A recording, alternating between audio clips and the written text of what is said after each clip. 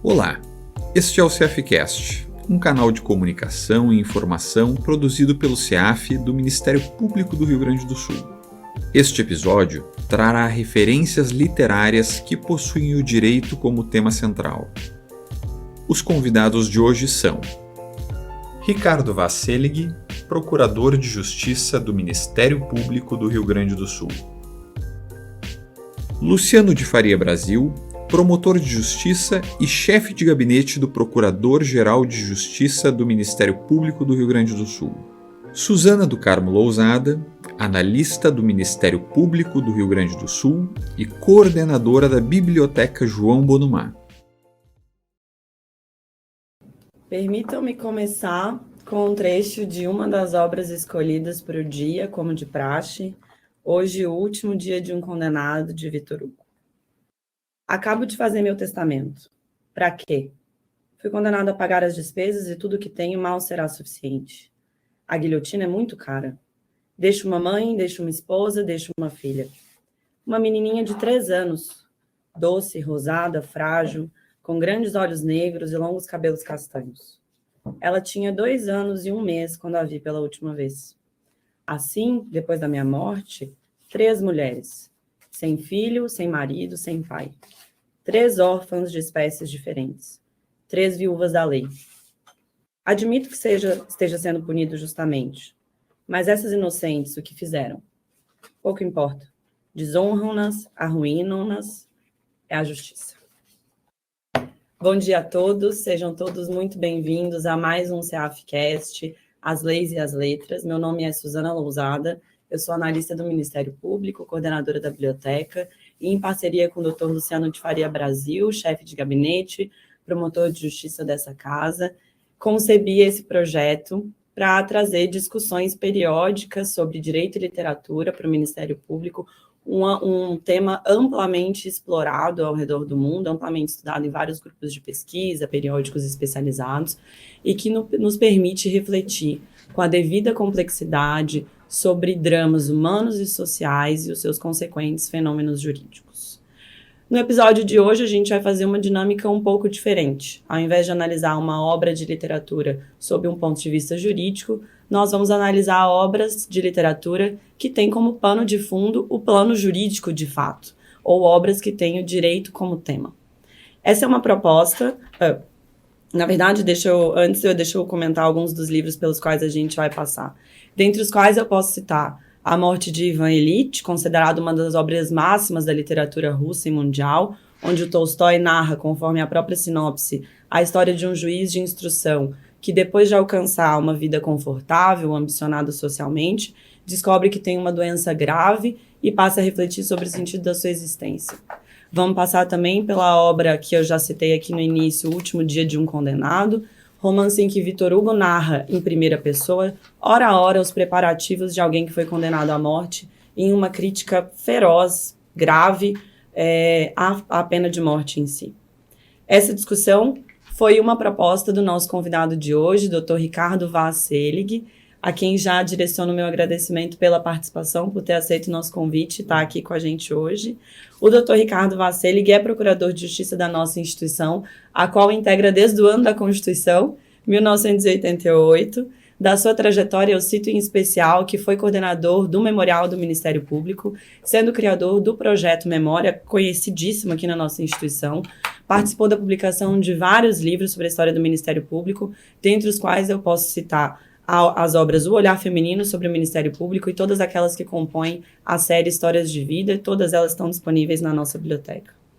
Para a mediação do nosso evento, eu estou aqui com meu parceiro já citado nesse projeto, parceiro nesse projeto e em tantos outros projetos, Dr. Luciano de Faria Brasil, reconhecidíssimo na nossa instituição por suas virtudes e méritos, dentre as quais eu ouso citar que a mais notável, eu falei isso para ele ontem, com certeza, é a intelectualidade.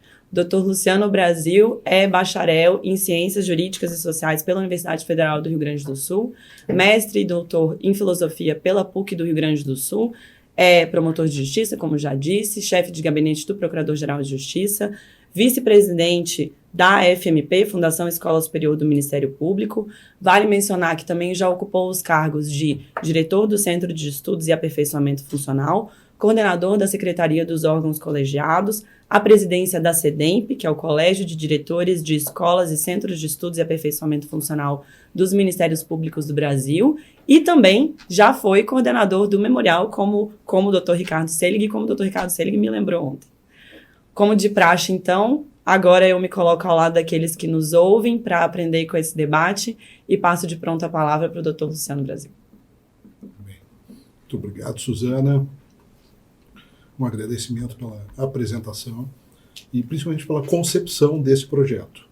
Esse é um projeto inovador, porque ele traz para o CEAF um debate que, embora ele não seja novo no plano acadêmico, e que nós já tenhamos assim, alguma sedimentação, que é o debate da relação entre direito e literatura, no âmbito de uma instituição de Estado, de uma carreira jurídica, nem sempre esses debates avançam com muita facilidade. Então, foi um ato de inovação, um ato de coragem. Eu fiquei muito feliz em poder assim, te dar algum apoio na concepção, no desenvolvimento e na execução desse projeto. E chegamos aí ao nosso terceiro episódio, né, do projeto As Leis e as Letras, o Direito como Tema, e que ele se desenvolve justamente no âmbito do CEAFcast, que é o podcast do Centro de Estudos e Aperfeiçoamento Funcional do Ministério Público. Faço uma saudação especial a ti, querida amiga, de reconhecida competência, amabilidade, enfim, uma servidora modelo, uma servidora de Estado, realmente que encarna as melhores qualidades do serviço público e também é uma grande amiga. E uma saudação especial ao meu amigo Ricardo Vasselig, que é um intelectual do Ministério Público. Como foi dito, ele foi coordenador do memorial, na época áurea do memorial do Ministério Público, uma época de grandes eventos, de grandes intervenções na vida intelectual do Rio Grande do Sul, de publicações, de recuperação de obras que se encontravam já esquecidas. E o Ricardo é um apreciador da literatura, ele é um gourmet literário, ele realmente degusta a literatura.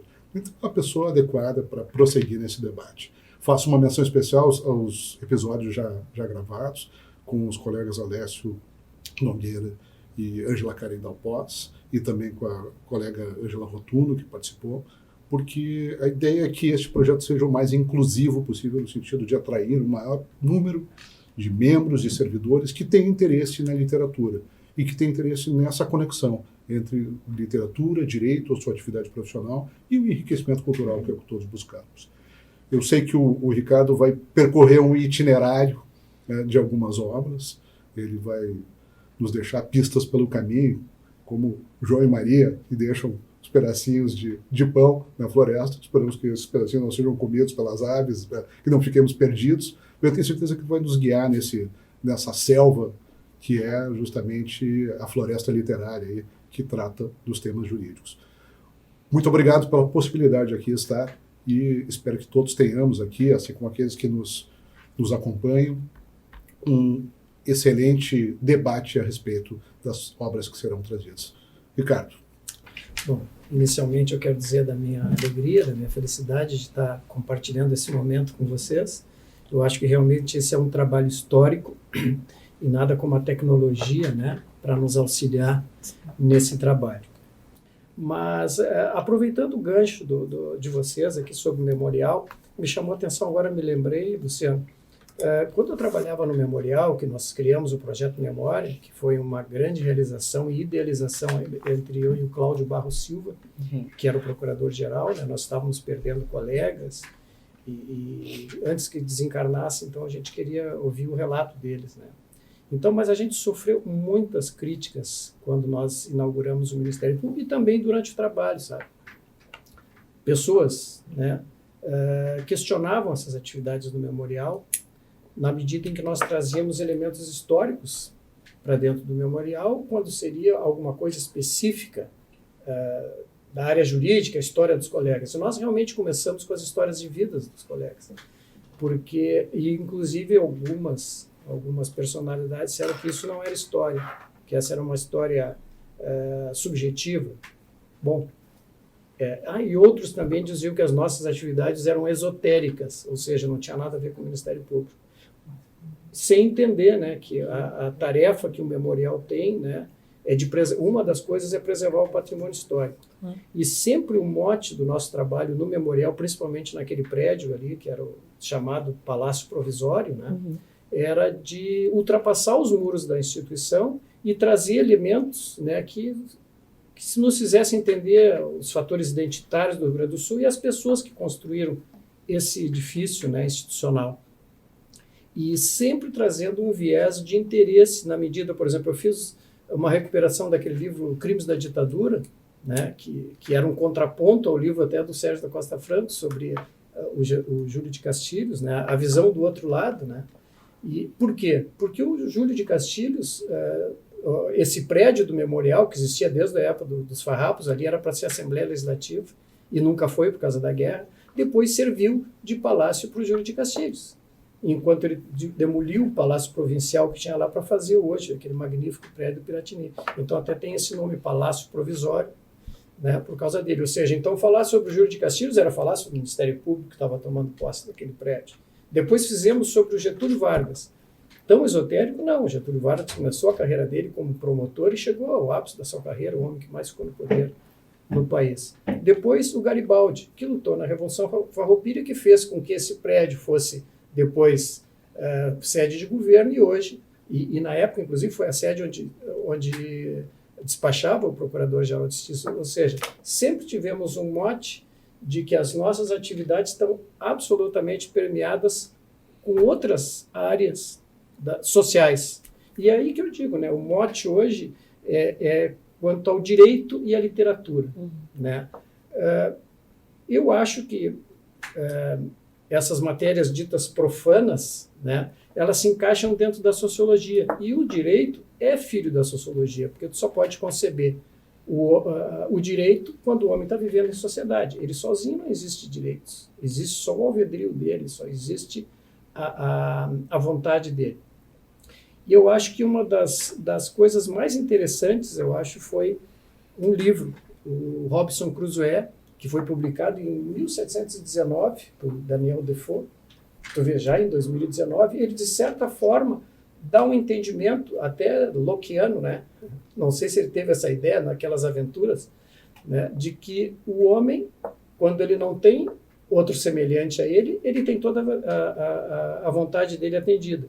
E no caso do Robinson Crusoe, um homem que viveu 30 anos isolado numa ilha, recebe o sexta-feira, o índice sexta-feira. E naquele momento ele vê que se estabelece um limite entre a vontade, entre o alvedrio dele e a existência de um outro homem. Então, de certa forma, ele dá um entendimento de como começamos o nosso desenvolvimento como civilização, né? E que passamos, então, do estado de natureza, né, ao estado de sociedade, né? Mas também criamos aí um monstro, né? Criamos um Deus mortal, que é o Estado, né? Nós transferimos a violência para ele, mas não temos ninguém para controlar ele quanto à violência, né? Então, esse é um fator interessante. Então, o direito, ele tem como base dele uma questão sociológica, social, né? Então, ele é filho da sociologia. Eu me lembro quando eu fazia o curso na escola do Ministério Público com o professor Milton Bins, Sociologia do Direito, eram as cadeiras propedêuticas, né? Então, recém-formado, fui fazer primeiras propedêuticas para depois entrar na parte técnica, uma preparação na escola. E o professor Milton Bins está para começar a aula, escrevendo no quadro, e passa um colega, né, que diz assim: mas, coleguinha, Selig, isso não faz passar no concurso. E o professor Milton Bins, ouvindo aquilo, foi na porta assim: mas faz bons promotores. Por acaso esse colega não passou, preocupado com a técnica, né?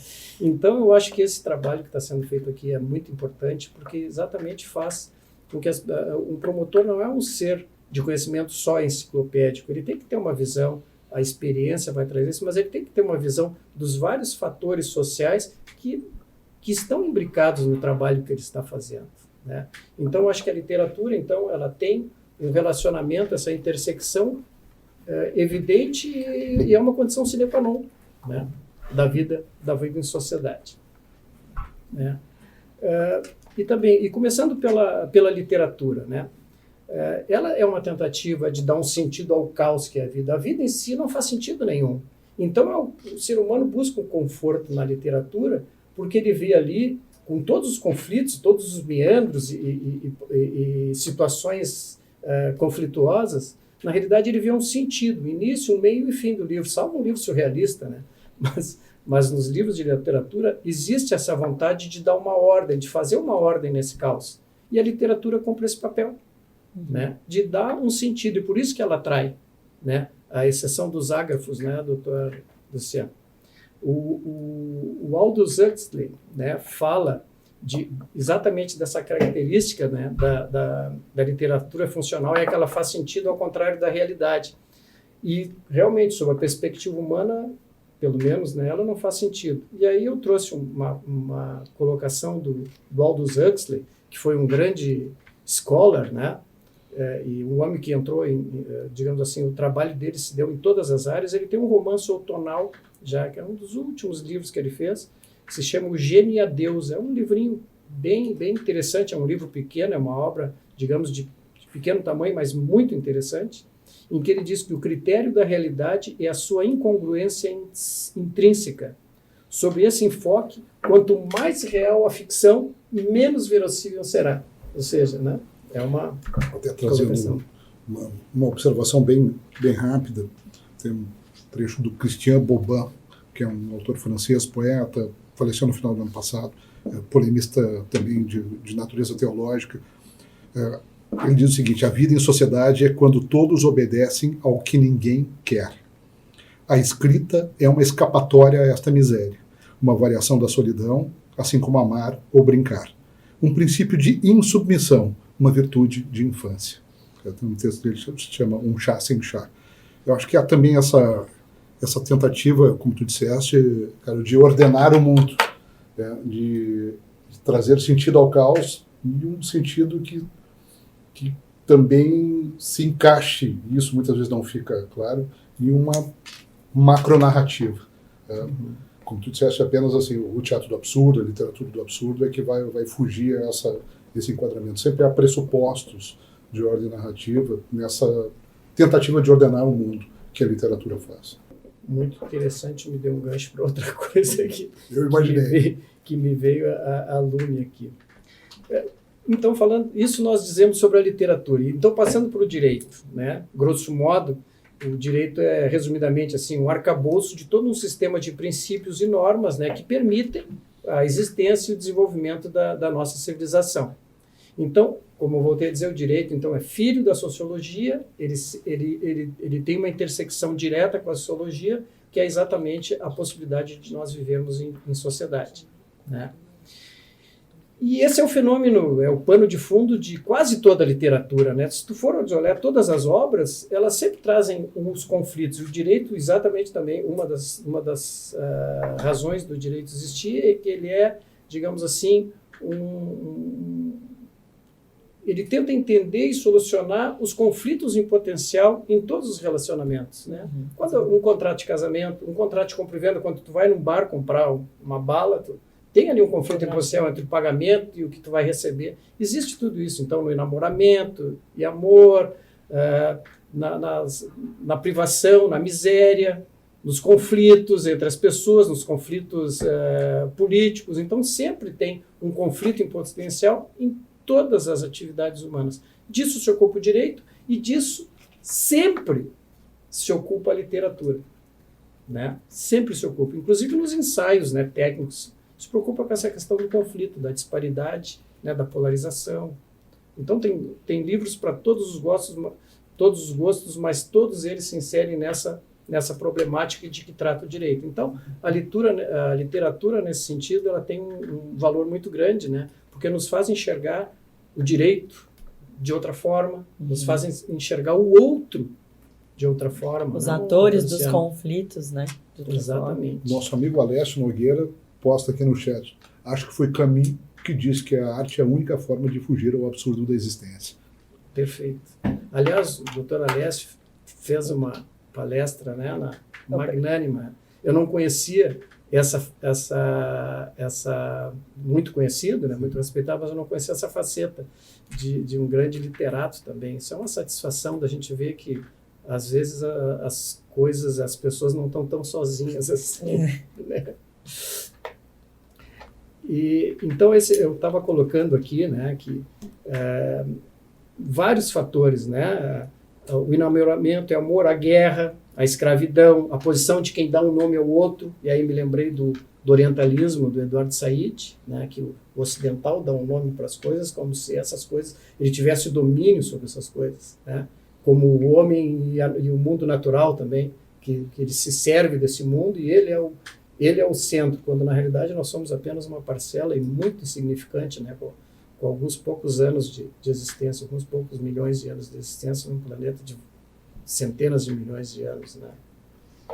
Então, essas situações de estigmatização, tem um livro muito interessante sobre isso, eu não sei se os senhores conhecem, não sei se tu conhece, Luciano, que é o livro Castas, da Isabel Wilkinson. Sim.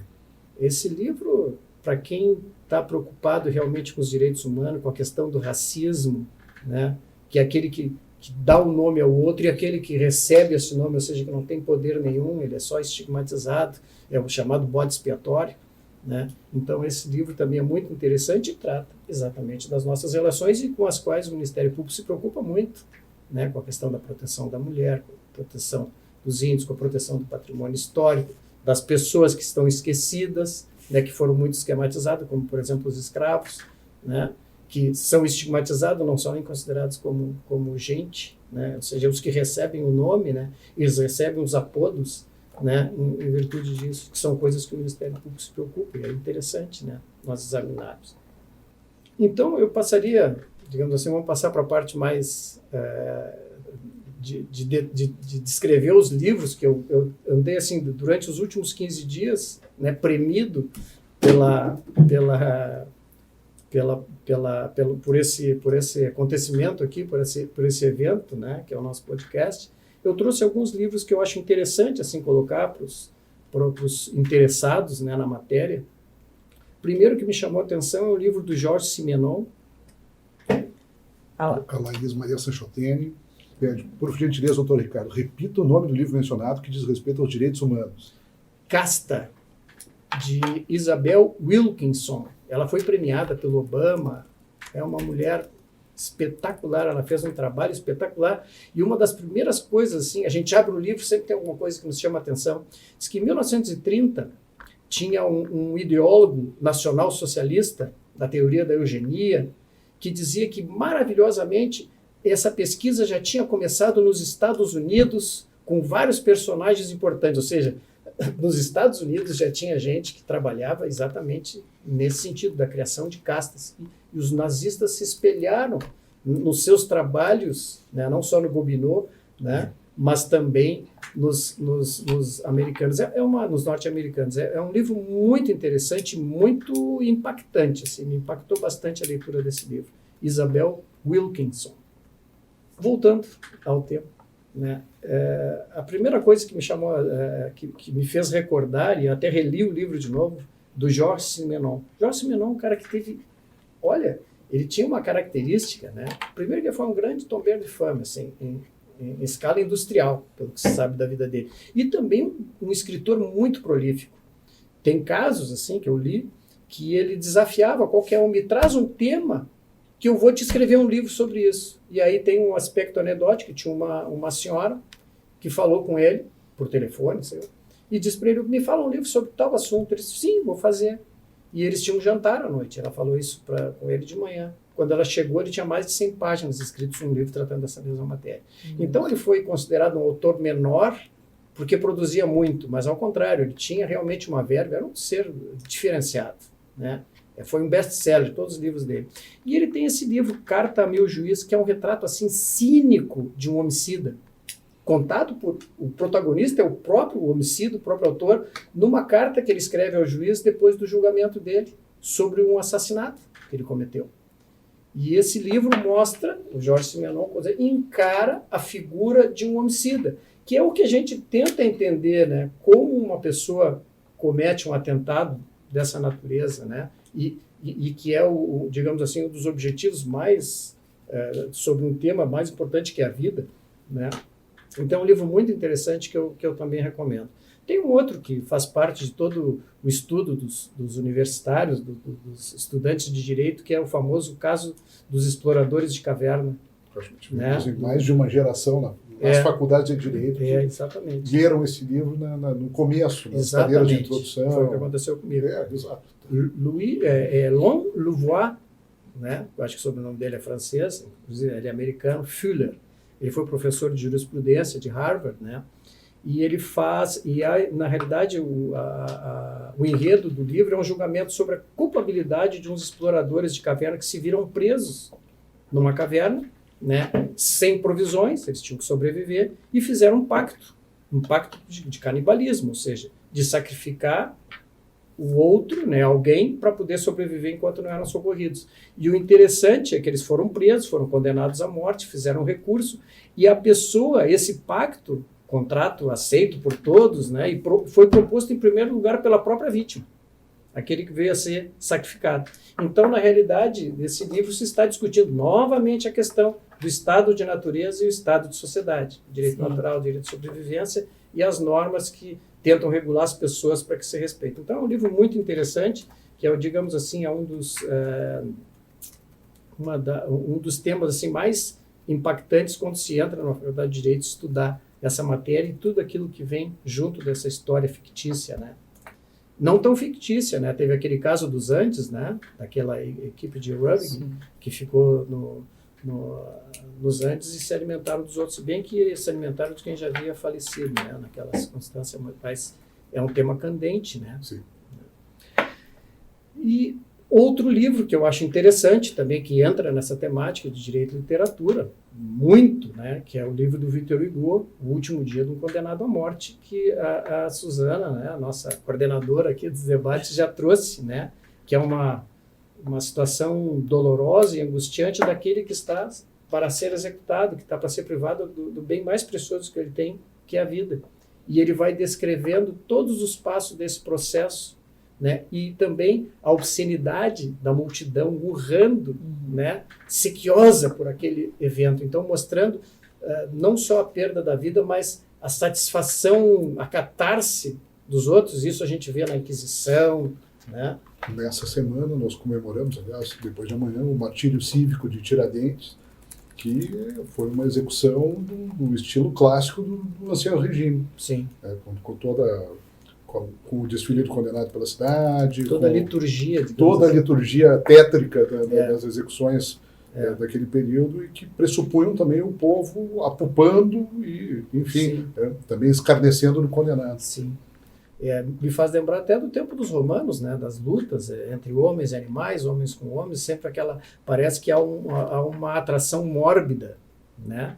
Eu acho que é aquela coisa da pulsão, né, do amor e morte, uma situação coletiva. O Aldous Huxley, no prefácio que ele faz para o Admirável Mundo Novo, e no Macaco e Essência, que é um livro muito interessante de um mundo pós-guerra, em que as pessoas vão para um lugar, né, eles saem da Nova Zelândia e desembarcam, acho que em Los Angeles. Esse é um livro típico para ser feito um filme, nunca foi feito, né?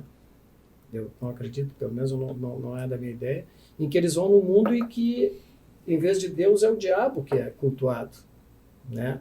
E ele faz várias alusões irônicas, né, de que aqueles que detêm o poder religioso são celibatários, mas eles detêm um poder que os outros não têm. E aí ele pergunta, né, por que é o diabo? E aí é a situação dele, de que o homem sempre produz o mal, né? Até tem um autor, agora eu não me lembro, que escreveu O Homem contra Si Mesmo, que era um psicanalista alemão, que diz que o homem contra si mesmo, agora não me vem, que ele diz que o homem parece que tem uma tendência maligna a começar por si mesmo, e aí o livro que ele trata é do suicídio, né? Que já começa pelo próprio ser se extinguindo. Karl Menninger. Menninger, Karl Menninger. Isso, que tinha uma clínica em Arkansas. Isso, e tem até, eu vi várias clínicas com o nome dele, né? Isso. E é um cara interessante. Ele, inclusive, pessoas que tinham sido torturadas. Inclusive eu me lembro de um grande criminoso, um serial killer, que ele vai entrevistar esse serial killer, e o cara quer arrebentar com ele, né? Exatamente pelas coisas que eles estavam dizendo. Eu estava lembrando da performance da Marina Abramovic, que a gente comentou ontem, dos anos 70, em que ela ficou parada e por 6 horas deixou alguns objetos para que as pessoas pudessem fazer o que elas quisessem com ela. E virou uma performance de horror, né? Porque as pessoas machucaram ela. Sim. Tem a ver com esse ímpeto maligno. Fazer o registro de que nós já temos 70 pessoas aqui logadas na sala, um agradecimento a todos. Que E já dá para responsabilidade. dizer que o programa é um sucesso. É. Parabéns, Suzana. Mas Parabéns, Ricardo. que responsabilidade. Eu acho que esse programa é ao vivo, eu não sabia, achei que fosse gravado, tinha que dar um certo delay, porque o cara às vezes diz algumas barbaridades, algumas impropriedades. Me faz lembrar também esse livro do Menninger, um livro também de julgamentos de Nuremberg, é sobre o julgamento de Nuremberg, em que o psicólogo que trabalhou, Levinson, né, faz uma entrevista com todos os acusados. Então, também, voltando à área do direito, então, os acusados por crimes de guerra, e que eu achei que o livro não cumpre o desiderato que eu fui procurar nele, que era entender por que as pessoas cometeram aqueles crimes em doses industriais, porque ele entrevista os criminosos antes da decisão final do julgamento. Então, a pessoa que está dando aquele depoimento, ele está tentando, por vias outras, se inocentar, justificar a sua conduta ou negar algumas condutas. E um dos grandes problemas que eu achei assim, do julgamento de Nuremberg foi que as execuções foram quase que dias, né, depois do julgamento, foram quase que em seguida foram executados. Enquanto essas entrevistas que foram feitas exatamente para entender a mente do criminoso de guerra, elas tinham que ter sido feitas depois do julgamento. Devia se dar um tempo. Goldenson. Eu tenho esse livro aqui. As entrevistas são muito interessantes. E assim. me parece que ele era alemão, fugiu para os Estados Unidos. Exato. E participou das forças aí contra os nacionalsocialistas. Né? Exato. Mas eu acho que é uma falha, não dele, a falha daqueles que se propuseram a entender a mente do criminoso de pegar o depoimento deles antes do julgamento. Então, eles não foi do julgamento.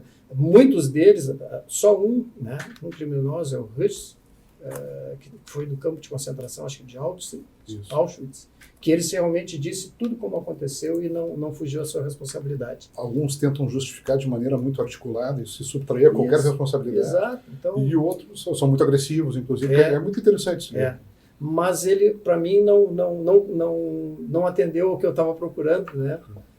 Às vezes eu tenho amigos que dizem, mas tem uma curiosidade mórbida sobre a guerra. Não, é que eu quero entender, porque é uma coisa que me impacta muito, como se comete crimes assim em doses industriais, né? E como os criminosos fornecem a si mesmos justificativos exatamente de toda a natureza para reconstruir, de um ponto de vista excusável, a sua própria conduta. Exatamente. Aquilo que é totalmente inexcusável. inexcusável. Que é o caso desse livro. Só então para ver como é o título do livro mesmo? As entrevistas de Nuremberg. Entrevistas de Nuremberg. Tem aqui no chat. Leon Goldenson.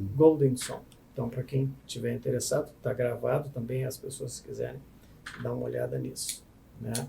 Um outro é um livro esgotado, não sei se se encontra, que é O Criminalista. Ele aborda exatamente a fragilidade da ordem jurídica, tratando de crimes impuníveis. Então, assim, são 4 histórias em que fala exatamente da execução, do planejamento de crimes e aproveitando as brechas do direito penal para que não recebessem a condenação. Né? É um livro muito interessante, assim, um livro cínico, né? Mostrando, assim, a primeira coisa que ele diz assim, primeiro que é um homem julgando outro homem, que é uma coisa complicada, porque a gente fala de um arcabouço jurídico, de um sistema, de uma instituição, mas as instituições são construídas e elas têm uma personalidade dos homens que a compõem, né? Então ele aproveita dessas brechas e descreve, né, como se for um criminoso contando com um advogado que não tinha a mínima experiência para dar, digamos, esses depoimentos, né? Vinícius Bittencourt. É o nome do autor. Já falecido, era advogado no Espírito Santo. Isso. Era um advogado Eu famoso. acho que é um livro que eu não sei se procurar na estante virtual. Se acho consegue. que sim, ele teve muitas reedições, 7 ou 8. E foi um livro que circulou bastante. Tem essa edição dos anos 80. É um livro muito interessante. Um outro que eu acho assim, uma obra-prima, que teve até uma repercussão. O livro foi tão interessante que a história continua com o filho do como é que como é o nome do personagem? Andergast, né? Edsel Andergast. O Edsel, depois tem um livro sobre o Edsel Andergast. Esse livro foi escrito pelo Jacob, né, Wassermann. Ele era um alemão de origem judaica, né, que existiu, que viveu entre o século XIX e o século XX. Ele morreu, parece, coetaneamente lá ao surgimento do nazismo. E ele é uma obra assim fascinante. Ela é ambientada no período entre guerras, né? E ele é sobre um erro judiciário e do empenho desse filho, Edsel Andergast, quanto à postura do pai, que era um procurador, era um membro do Ministério Público, que fez e que ficou muito satisfeito de ter feito um julgamento definitivo. E aí essa rebeldia do filho para entender por que aquele pai, aquele iceberg, né, aquela coisa forte e fria, tinha cometido aquele erro. E ele vai atrás, e o pai também, né, vai entrevistar esse condenado, porque o filho sai de casa, ele não sabe onde está, e ele está tentando procurar o culpado, e ele está tentando entender o acusado. Então esse livro é um pano de fundo sobre os erros judiciários, sobre a definição de uma sentença, então da responsabilidade que nós temos ao trabalhar no crime ou em outras áreas, né? Nós sempre tentamos solucionar o conflito e também estamos gerando um conflito. A gente tem uma responsabilidade muito grande. Por isso que eu digo, quando um promotor, né, recebe um processo para fazer o seu trabalho, ou o juiz, quando vai julgar, ele é mais um processo, mas na realidade ali do outro lado está a vida das pessoas, estão os interesses das pessoas, estão o fracasso das pessoas ou o sucesso das pessoas. A gente tem que ter sempre uma humildade muito grande e tentar enxergar aquilo com um olhar, mesmo promotor, né, com um olhar de imparcialidade, né?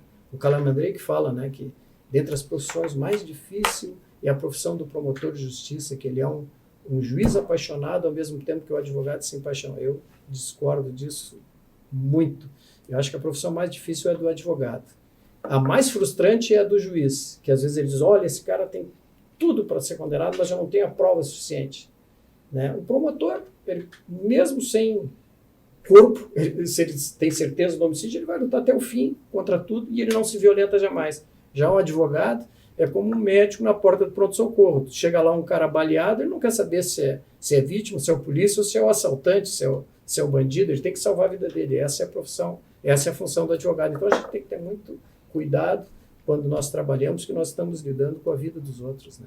Isso é uma coisa interessante. Esse livro, o Processo Wassermann, o Processo Maurício, do Jacob Wassermann, eu lembro que ele circulou bastante nos anos 80, porque ele integrava uma coleção da editora Abril Cultural. E eu estava até procurando aqui, o tradutor era alguém famoso, e agora eu achei, era o Otávio de Faria, né, grande escritor dos anos 50 e 60, que foi o tradutor, e tem até uma introdução do Adonias Filho nesse livro. É um livro de leitura densa, assim, não é uma leitura fácil, assim. Eu lembro de alguns detalhes assim da obra, vale a pena. Assim, ele é uma obra-prima. Né? E é uma das poucas que aborda, assim, na alta literatura, esse problemas tipo de morais e a relatividade da justiça. Exato. Né? E há uma ambiguidade na obra, porque não fica exatamente claro, exatamente o que se houve justamente o erro judiciário naquela dimensão em que o que o protagonista imagina no começo, porque ele vai em busca que na realidade desse desvendamento. Ele fala da desatenção, claro, aos detalhes, quando tu enxerga o criminoso já com preconceito. Ele é o criminoso, então tu não atende aquele prurido, aquelas coisas que ele fala, e às vezes tu não enxerga, né, aquele detalhe. E mais do que isso, é a questão da... Como é que eu posso dizer? A questão moral, propriamente, daquele que quer fazer valer o seu entendimento sobre aquilo já preconcebidamente, né, e não quer sem analisar de fato o caso e o processo. E isso aí causa os grandes erros judiciários. É uma das coisas que as pessoas que são contra a pena de morte exatamente se baseia nisso. Hoje nós temos os exames de DNA libertando várias pessoas que ficaram presas durante muito tempo. E quantas pessoas morreram quando não existia essa facilidade tecnológica para investigar. Então, assim, um cuidado muito grande na questão da pena de morte e de uma decisão definitiva em relação a esse tipo de pena, né? A gente poderia trazer vários livros. Uma das coisas, assim, então, falando sobre guerra, eu trouxe aqui também para apreciação, Luciano, aquele escritor chamado Vassili Grossman. Ele foi um cara, ele trabalhava no jornal Estrela Vermelha, ele acompanhou, tem até um livro dele, como é que se chama? A Caminho da Guerra, a Estrada da Guerra, que ele acompanha o Zhukov até a entrada em Berlim. Ele era um cara insensado, né? Pelas descrições heróicas que ele fazia daquele exército que estava avassaladoramente né? Se dirigindo para Berlim. Mas ele tinha um livro que ele escreveu, se chama Vida e Destino, e que na realidade não há uma conexão, vida, é adversativa, é vida versus destino. Então ele está contando, na realidade, naquela ficção, a vida inclusive da família dele, de todas aquelas pessoas que foram prejudicadas pela tomada de poder dos soviéticos, aqueles famosos, muito famoso, que é o que ele trata bastante, e é uma coisa que também nos impacta, aqueles famosos julgamentos de Moscou, sim, em que o Stalin, para se ver livre, né, e para poder reinar sozinho, foi eliminando um a um aqueles que o ajudaram a chegar ao poder. E o Vassili Grossman exatamente faz esse livro em homenagem a essas pessoas, em homenagem à mãe dele, que ele sentia muito culpa, que ele deixou ela num determinado lugar, que foi um dos primeiros tomados pelo exército de Hitler, quando invadiu a Rússia, e acabou matando a mãe dele.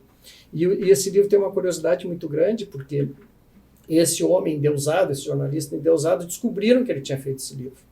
Então a NKVD, ou a KGB antiga, foi e pegou os escritos dele e fez sumir. Né? E ele tentou, de diversas maneiras, conseguiu esses manuscritos, que ele tinha feito algumas cópias, e uma dessas cópias sobrou. E ele eu acho que já tinha falecido, né? Uma das cópias sobraram, né? Uma dessas cópias sobrou, e foi publicado em 89, às vésperas da derrocada do governo, né? Do regime soviético. E ele é considerado, sim, talvez... O grande escritor soviético.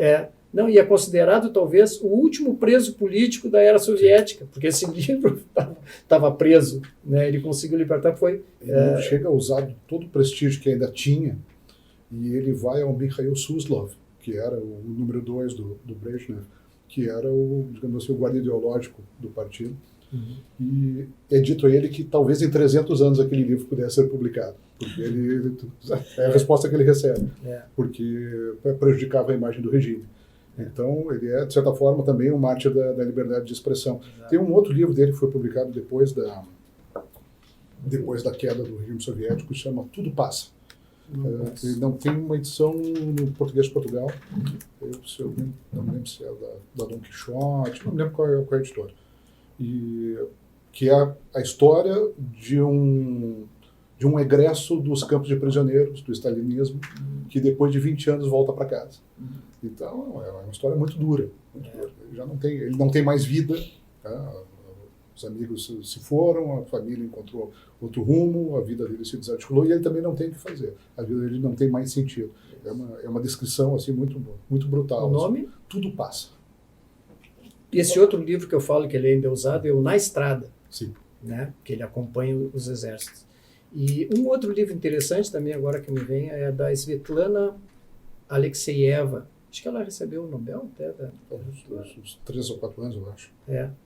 E ela tem vários livros, né? O Fim do Homem Soviético, mas ela tem um livro sobre a temática sobre a mulher naquela guerra, naquele moedor de carne lá, que eram a guerra não tem nome, não tem rosto de mulher. Acho que é esse o nome, tipo, né? A guerra não tem rosto de mulher. Em que ela fala daquelas meninas que na fase mais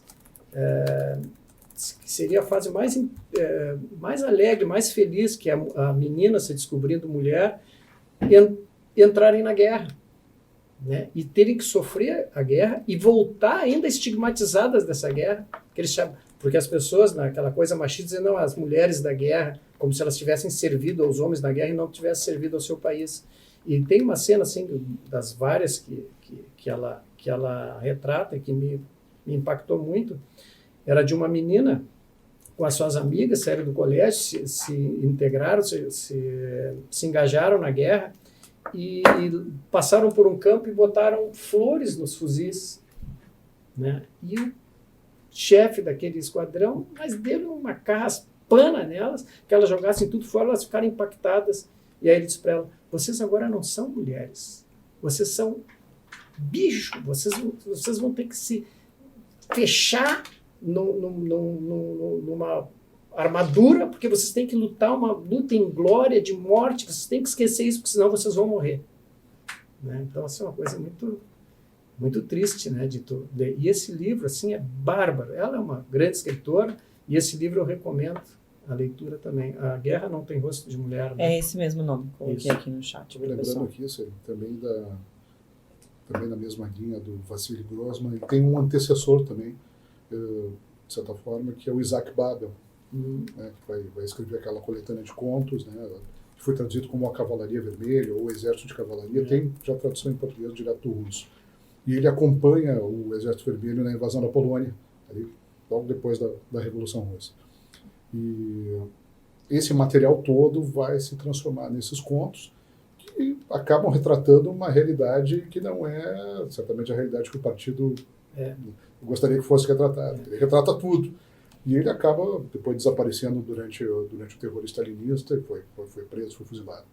E ele tem um estilo também que o Grossman vai, de certa forma, emular, vai trazer de volta em alguns momentos. Assim. São os grandes escritores soviéticos. Nós temos muitos grandes escritores russos, mas poucos grandes escritores soviéticos, também até pela natureza do regime. E ele diz, né, exatamente os regimes totalitários, né, ele retrata, de certa forma, que os estados nazistas e soviéticos, eles transformaram aquilo num moedor de carne. Na realidade foi isso. Né? Por exemplo, os soviéticos, aqueles que foram presos pelos alemães, quando eles resgatavam, eles fizeram isso de prisioneiros. Eles eram prisioneiros nazistas e passaram a ser prisioneiros soviéticos porque eles tinham se rendido os alemães. Eles tinham sido derrotados pelos alemães. Eu vou te fazer uma provocação ainda dentro do tema, o direito como tema. E tu falaste lá no começo da morte de Ivan Ilitch, do Tolstói, que é talvez assim o que tem uma ressonância psicológica com quem é de uma carreira jurídica, uma carreira de Estado, que mais diretamente nos fala, né? Porque é a história de um magistrado que tem uma carreira bem sucedida no aparato ascensional. Exato, ele goza de todas as honras e do respeito de seus pares, do respeito da sua comunidade, da sociedade local, e ele adoece. E, de repente, ele vê que aquilo tudo era nada. Eu acho talvez que uma das histórias mais impactantes, mais tristes, mas muito bem escrita por Tolstói. E eu acho assim que mostra realmente como a vaidade, né? A vaidade é uma coisa incrível, as pessoas buscam o poder, inclusive ele diz fazendo algumas coisas erradas que ele não queria lembrar, ou seja, tudo pelo poder. E aí quando ele atinge, então o livro mostra bem assim como as pessoas agem para chegar ao poder em qualquer situação, essa no caso do ambiente judicial, né, em que ele é, digamos assim, colhido, sorteado por Deus, né, quando ele está achando que está atingindo o ápice. E todos os sacrifícios que ele fez da sua ética própria para chegar lá. E a gente percebe muito isso, né, dos oportunistas, daquelas pessoas que para galgar o poder não tem nenhum pejo de destroçar o outro, né, é um livro muito, muito tocante. E isso do homem individual para o geral, que é o que, por exemplo, o Vassili fala, né, que eles não tiveram pejo nenhum em colocar aqueles milhões de pessoas naquele moedor de carne que foi a guerra. Um outro livro interessante, e uma coisa muito interessante também, né, a maior parte desses escritores são judeus, né? Aí todos dizem, que curiosidade. Não é curiosidade, esse é um povo do livro mesmo, né? Um povo muito culto, né? E muito estigmatizados, né? E nós devemos, assim, à cultura ocidental muito a essa visão judaica, que é a nossa, digamos, é o nosso alicerce, né? Judaico-cristão, né? É muito interessante. E tem um outro livro também muito interessante, esse, para mim, assim, foi muito impactante, do Arthur Koestler, que ele foi comunista. Ele escreveu muito interessante um livro também sobre a Casária, né? Não sei se tu conheces esse livro, que é a origem askenazi dos judeus, né? todo mundo diz, não, os judeus é um povo só. Não, não era um povo só. Existiam os sefaraditas, que normalmente teriam aquela origem semita propriamente, e os askenazitas, que eram derivados de um reino, né, que existiu lá pelos anos 700, 900, que era um algodão entre os cristais, entre o Oriente e o Ocidente, entre os persas e Constantinopla. E ele queria uma religião para poder, sabiam que a religião era um fator de congregação do povo. E ele recebeu, digamos assim, grosso modo, ele recebeu 3 representantes, um cristão, um muçulmano e um judeu, né? Então, os muçulmanos se valiam dos profetas judeus, bíblicos, né? Os cristãos eram, digamos assim, uma dissidência do judaísmo, né? Porque usam todos os paramentos, os quipás, né? Uma mistura de um ethos judaico e uma forma administrativa romana. E tinha os judeus. O que o rei faz? O Khan faz? Ele escolhe os judeus, porque seria, digamos assim, a raiz de todas essas religiões. E esse império, com o passar do tempo, foi destruído, acabou. E todas aquelas pessoas que viviam naquela região de Odessa, de Kiev, né, na Galícia, né, essa Galícia Oriental, de origem nórdica, de origem, digamos, norte-europeia, se transformaram em judeus, e como judeus se entendem como, né, sionistas, né, que na realidade o sionismo é uma reação a essa estigmatização, né, que as outras religiões fazem dos judeus, né, que eu acho muito interessante.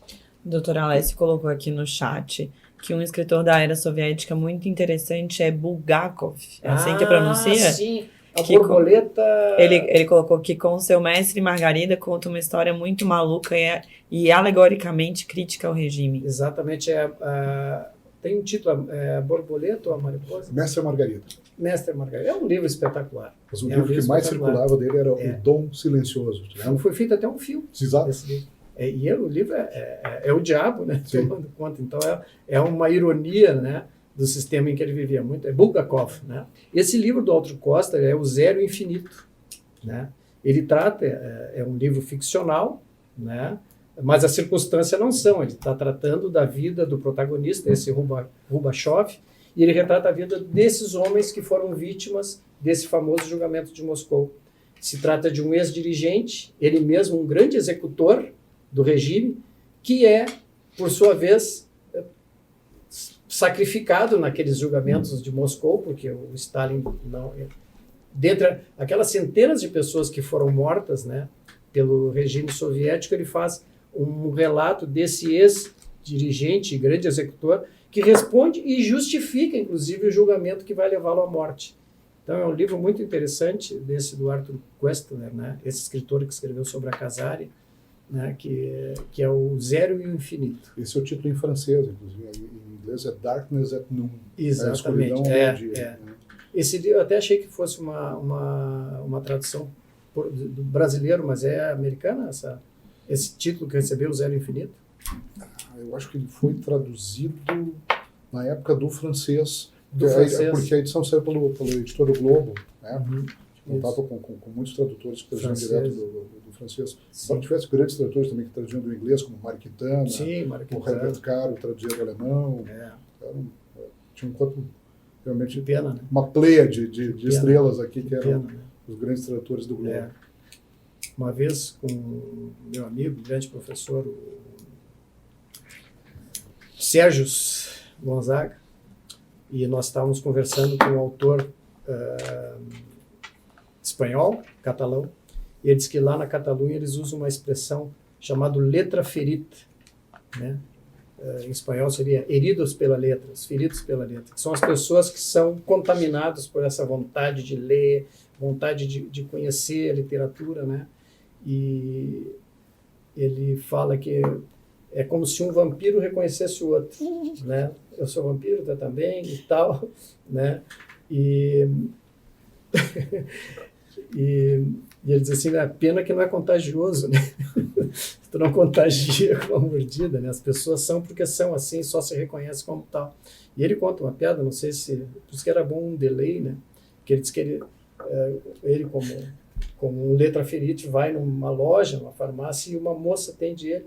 Ah, tu tá lendo esse tal livro? Ele tá com o livro embaixo do braço. Sim, tô lendo. Ah, que maravilha. E aquilo se transforma num interlúdio amoroso, né? E aí o Sérgio, e ele fala, ele diz para o Sérgio, pois é, acho que o camarada quando entra na casa do seu amor, né, daquele que ele acha que é seu amor, e não encontrar nenhum livro, ele tem que ir embora. Aí o Sérgio, mas não antes, né? Estamos chegando ao final, infelizmente. Acho que o senhor trouxe... Foi interessante as suas ponderações a respeito da história do memorial e de como as pessoas, às vezes, não conseguem reconhecer o valor para a instituição desse tipo de reflexão. E eu acho que agora também o senhor trouxe um outro ponto sobre a responsabilidade do MP, né, nas tratativas das matérias que a gente trata, na atuação do promotor de justiça em específico, e como a gente lida com a vida das pessoas, o fracasso das pessoas, o senhor mencionou, como cada um dos atores do processo é uma pessoa, né, com as suas histórias, os seus conflitos, as suas contradições, os seus erros, por óbvio. E a nossa ideia com esse projeto é, de fato, trazer para o MP discussões que nos permitam olhar com esse olhar de complexidade para as pessoas que estão envolvidas nos casos que a gente atua. Não sei se eu me fiz clara. Muito. Então, acho que o senhor, pontuando isso, me alegrou, porque é justamente isso que a gente quer, não simplesmente ficar numa discussão aqui teórica em absoluto ou acadêmica, mas trazer reflexões para o MP sobre a nossa atuação enquanto instituição e o impacto que a gente tem na vida das pessoas, né? Eu tenho a satisfação de ver que a nossa instituição, né, que é o Ministério Público, sem puxar a brasa para o nosso lado, se preocupa cada vez mais em ultrapassar os seus muros, né, e nas várias multifárias atuações que nós temos, são muito interessantes. E esse comando constitucional nosso de proteger o meio ambiente, o patrimônio histórico, é exatamente o que traz essas matérias ditas profanas, né, como um mote de atuação, né, do Ministério Público. Por exemplo, no patrimônio histórico, a gente vê uma atenção muito grande dos colegas no sentido de não trabalhar para, digamos, recuperar algo que está perdido, algo que já foi prejudicado, e trabalhar no sentido exatamente da prevenção. Trabalham na prevenção. E uma das coisas é, primeiro, conhecer, né? Conhecer essa área, isso é interessante, e esse é um trabalho que a instituição está fazendo no CEAF, de tu conhecer. Conhecendo, tu passa a respeitar. E respeitando, tu passa a preservar. Justo. Né? Então, essa atividade no Ministério Público eu vejo com muita satisfação no desenvolvimento dos nossos trabalhos. Quem começou no Ministério Público há muitos anos atrás, antes da Constituição, não tinha essa possibilidade. Hoje o Ministério Público tem e está cumprindo muito bem essa possibilidade. Inclusive nesse podcast aqui que eu tive a honra e o prazer de participar. E agradeço muitíssimo. Muito feio, né? Não. Agradeço muitíssimo, doutor Luciano. Antes de eu finalizar, então, suas palavras finais. Suzana, só quero me somar às tuas palavras para agradecer ao Ricardo pela disponibilidade de bater esse papo com a gente. Agradecer a todos que nos assistiram. Eu estou vendo algumas manifestações aqui. Vocês são sensacionais. Assim, sem a presença do público, sem essa interação, a gente não teria como prosseguir nesse projeto, né? A gente precisa desse feedback, a gente precisa desse apoio, é importante que ele venha. Queria agradecer ao CEAF como um todo, na sua equipe.